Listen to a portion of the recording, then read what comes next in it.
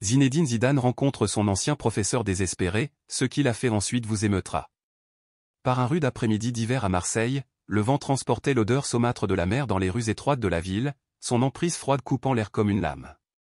Le ciel était enveloppé de gros nuages gris, ne laissant que les derniers faibles rayons du soleil toucher les pavés humides. Près de l'ancienne gare, le temps semblait s'être arrêté tandis que le monde passait à toute vitesse. Zinedine Zidane est descendu de sa modeste voiture en inspirant profondément. Cela faisait des années qu'il n'était pas revenu dans ces rues, l'endroit même qui avait façonné son enfance, marqué par les difficultés mais rempli d'un sentiment de communauté inébranlable.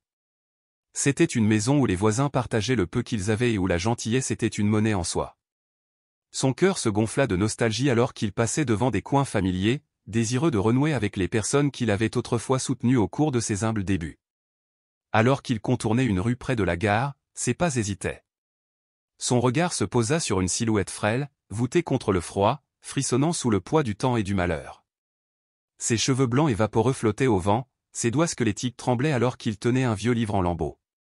Ses yeux, bien que fatigués, semblaient perdus dans ses pensées, à la recherche de quelque chose au-delà de l'horizon, quelque chose qui s'était échappé depuis longtemps. Une boule s'est formée dans la gorge de Zidane. Il la connaissait.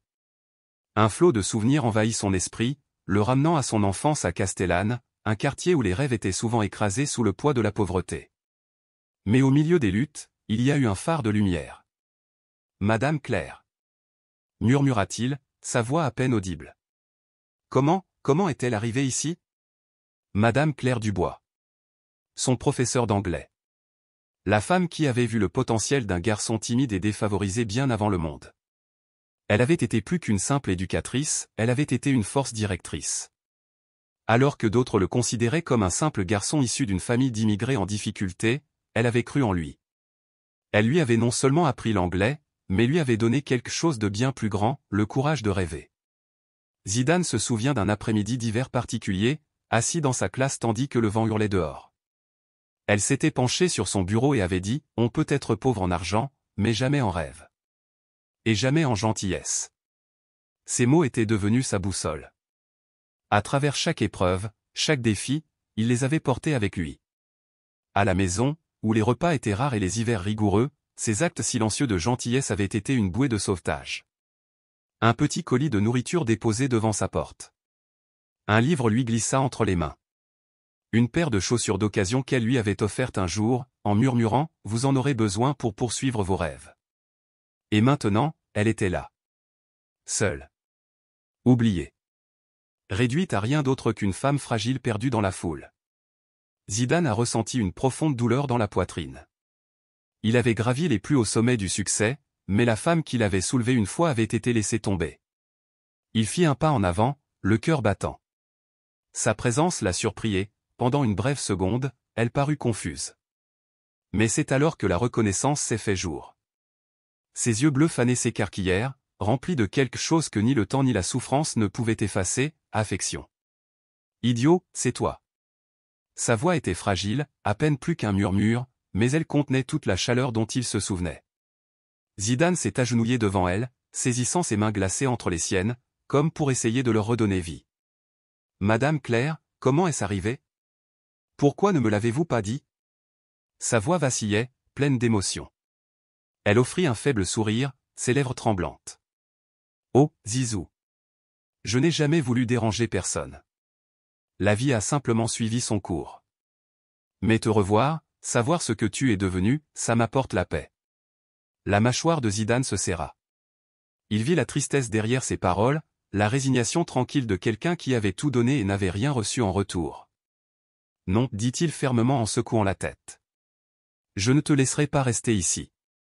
Tu as pris soin de moi autrefois, et maintenant c'est mon tour. Elle essaya de protester, mais il ne voulut pas l'entendre. Elle n'était pas un fardeau. C'était la femme qui avait façonné son avenir. Les souvenirs tourbillonnaient entre eux comme des fantômes du passé. Tu te souviens quand j'ai cassé la fenêtre de la classe? A demandé Zidane, ses lèvres se courbant en un petit et rare sourire. Tu ne m'as pas puni. Tu m'as appris à réparer mes erreurs. Elle rit doucement, sa main frêle effleurant sa joue. Tu as toujours été un bon garçon, Zizou.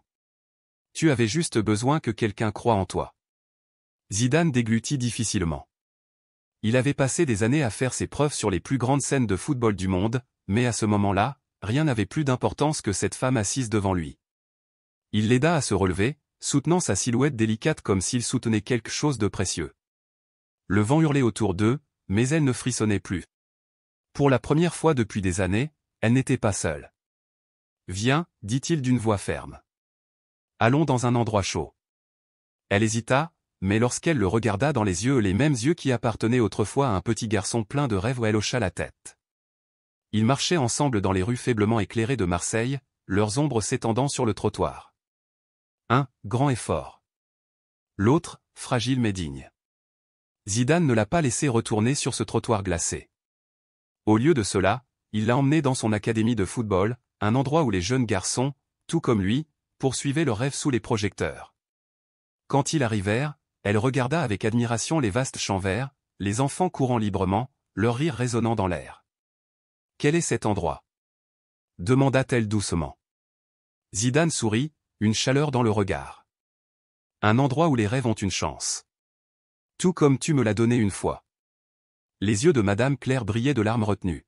« Alors tu as bien fait, mon garçon, murmura-t-elle.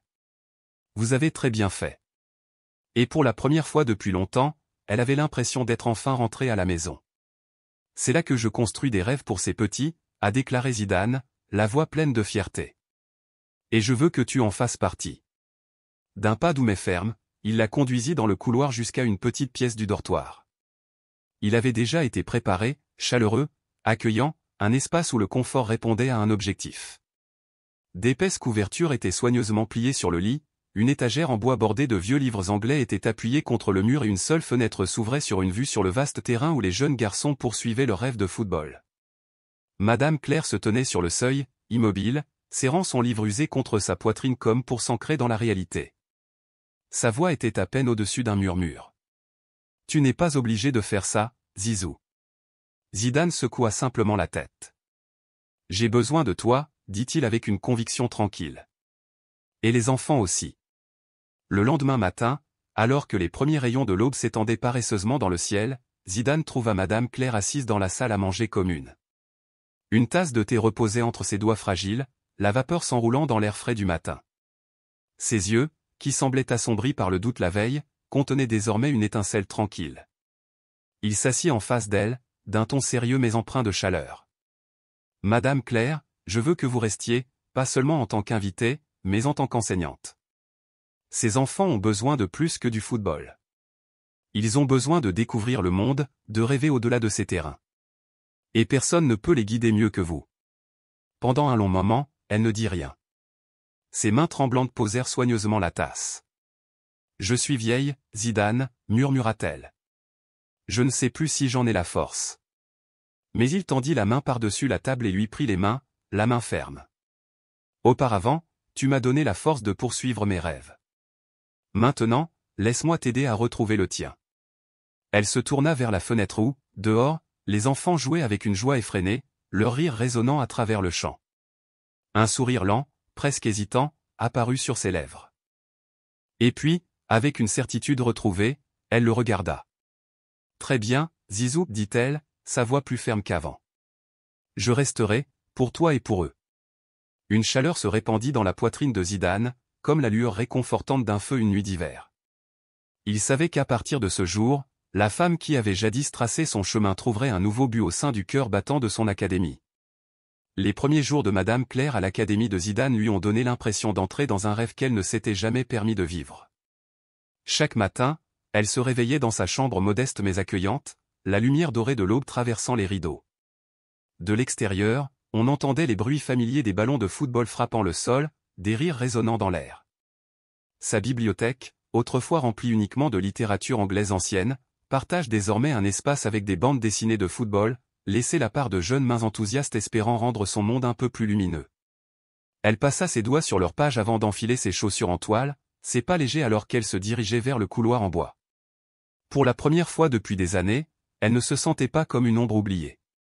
L'académie était plus qu'un simple terrain d'entraînement, c'était un village de rêves prospères. Les champs s'étendaient à l'infini sous le soleil, parsemés d'enfants qui jouaient pieds nus ou avec des crampons usés, les yeux brillants d'une détermination inébranlable.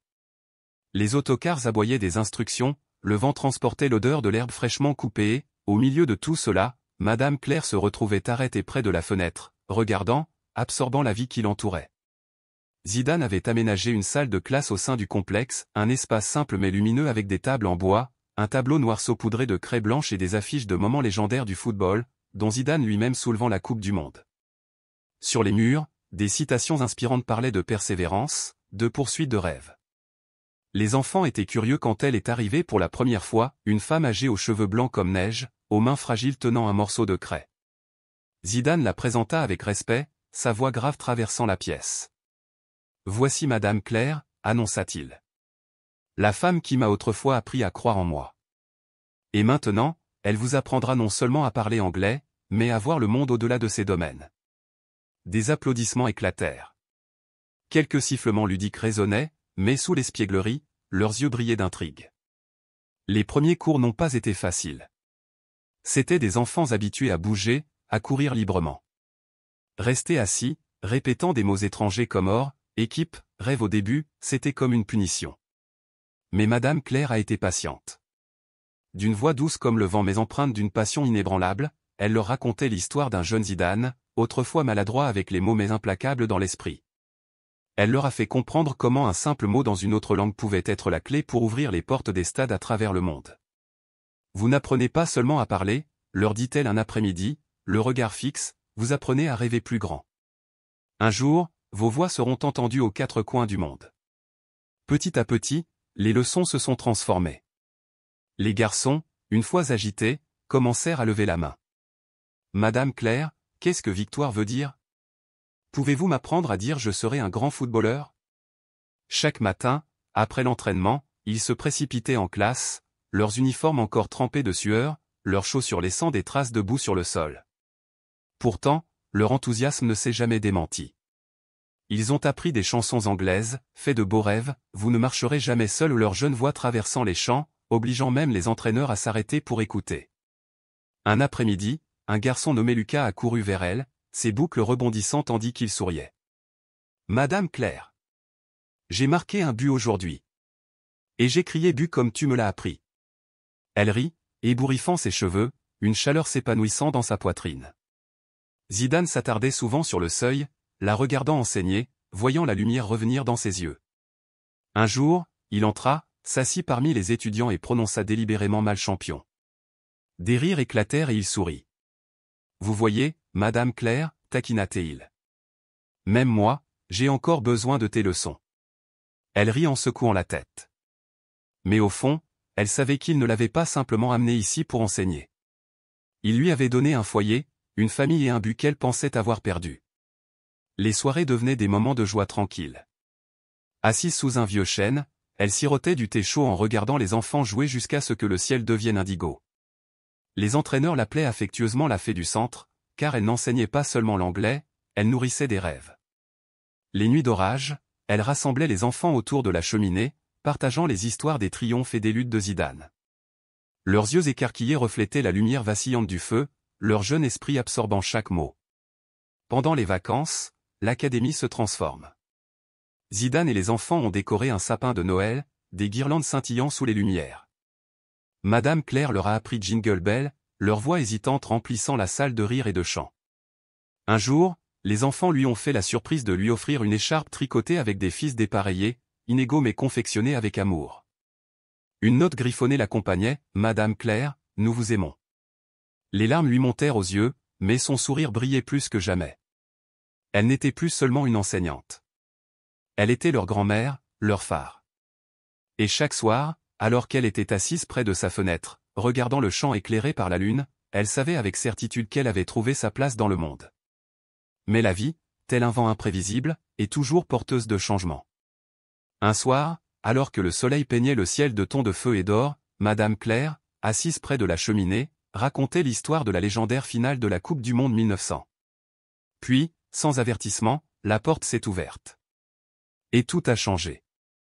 Une silhouette décharnée aux cheveux hirsutes et aux vêtements en lambeaux franchit la porte en titubant, ses yeux injectés de sang parcourant la pièce comme s'il cherchait quelque chose ou quelqu'un. L'atmosphère chaleureuse du refuge devint glaciale en un instant. Les enfants, qui riaient quelques instants plus tôt, se raidirent de peur. Certains se sont instinctivement accrochés les uns aux autres, cherchant du réconfort en présence de leurs amis. Madame Claire, assise au centre de la pièce, lisait à haute voix un vieux livre, d'une voix ferme et apaisante.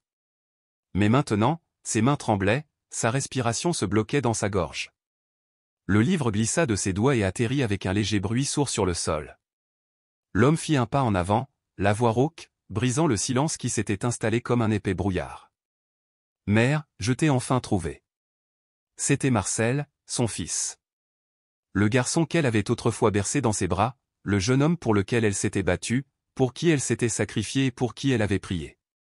Le fils qu'elle avait aimé au-delà de toute raison, et pourtant, celui-là même qui l'avait plongé dans une obscurité à laquelle elle avait à peine échappé. Mais Marcel n'a pas toujours été ainsi. Autrefois, il était un jeune homme travailleur, travaillant aux côtés de son père dans le port animé de Marseille. Ses mains, bien que rudes à cause d'un travail acharné, étaient celles d'un honnête homme. Son visage, toujours éclairé d'un sourire éclatant, ne portait aucune trace du tourment qui hantait désormais ses traits.